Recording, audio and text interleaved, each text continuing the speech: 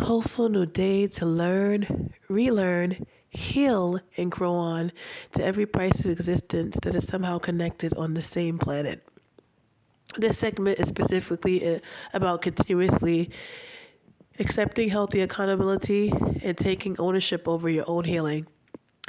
We all evidently have and still are enduring dynamics, challenges, and traumas that no one completely is aware of, like the ones above the heavens. Nevertheless, we can continue to rise and catch ourselves by surprise. Scars are evidence that we survived something. Mishaps are proof that we were brave enough to try something. And that breath you just took is confirmation that you matter and you have another chance. It is possible. Nevertheless, there are times when we may allow our past relationships to heavily control how we view everyone, which is not fair because out of the few experiences in comparison to the billions of people we never met, is it really fair to treat every male or every female as one size fits all?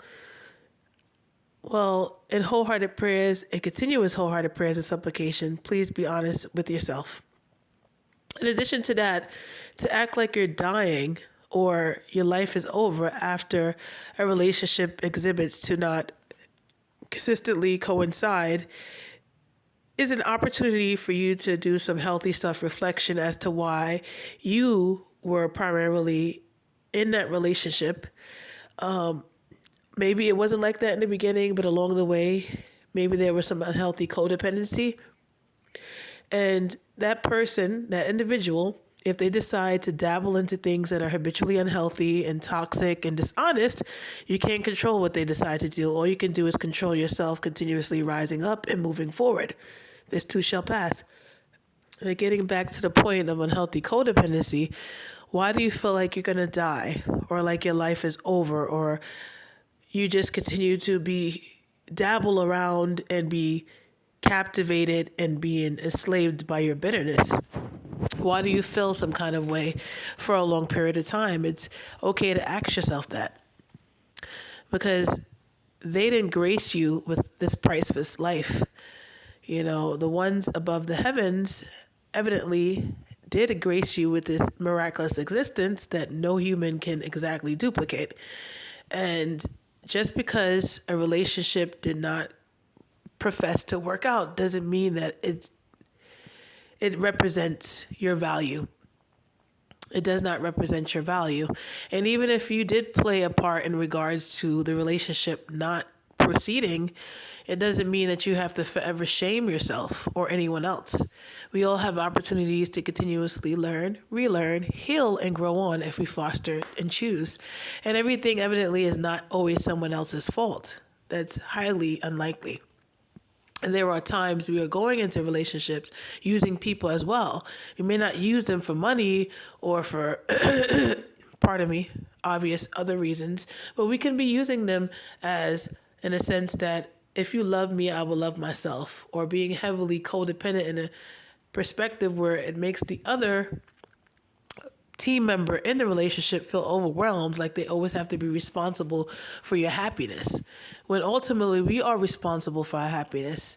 And that is why it was preserved in the historical scriptures to love the above first and foremost, the one that graced you with life, and pour that love within yourself, get to know and love yourself, and then you can share that with another priceless existence on the shared planet, flaws and all. If it's mixed and matched around, most likely it will not be productive nor constructive. So this segment is just to encourage you to continue to look in that mirror and take a healthy look without forever shaming or blaming someone else. And even if, things turn out to be more on the other end, which is not always the truth, to be honest with you, doesn't mean you have to forever shame them and wish them ill, because people can change and none of us have angel glistening backs behind us. I mean, we all need forgiveness. I mean, on different degrees and levels, so It's okay to forgive and allow yourself to grow on. When you hold grudges, you are actually hurting yourself more, and you're wasting priceless time that you cannot get back. And you're acting as if somebody is a god when they're just a human like you. And giving them that much power to rent space in your mind for decades and years that you can't get back, you really need to ask yourself as to why. Heal, please heal on. That's the gift you can give yourself. When you heal, you take your power back. The power that you keep giving somebody else who is not even better than you, and you're not better than them. You can love again. You can love again. And to allow a few experiences to make you not love again, really, you're allowing yourself to be succumbed by your weaknesses. It's okay to love again.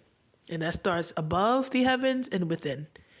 And you eventually attract that on the outside with somebody else who's striving to do the same.